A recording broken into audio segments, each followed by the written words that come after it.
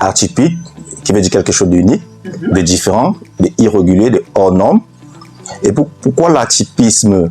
C'est cette science, c'est cette philosophie qui développe l'art typique. Parce qu'en fait, chaque être est unique, ça veut dire que tout le monde peut être atypique.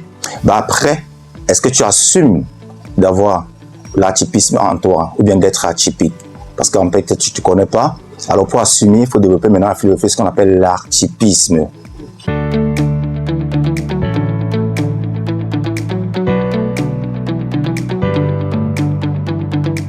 En fait, atypique justement, ça ne parle pas du vêtement. C'est pour ça qu'on ne peut pas percevoir cela comme ça, en fait, parce que c'est une idéologie en fait. Et je suis un artiste, alors le support par lequel j'ai décidé de m'exprimer, c'est le textile. Je suis l'entité que Dieu a choisie pour faire tout ce qui tourne autour de l'art. Je ne saurais me dissocier de l'art.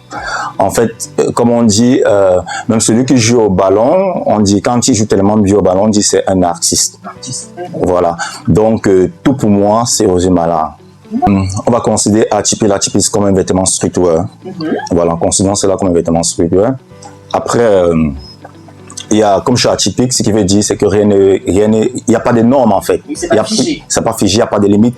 Donc, on peut se permettre de faire des vêtements à couture, la haute couture. On peut se permettre, mais après, s'il faut rester dans la zone, on peut se dire, voilà, nous sommes une marque streetwear.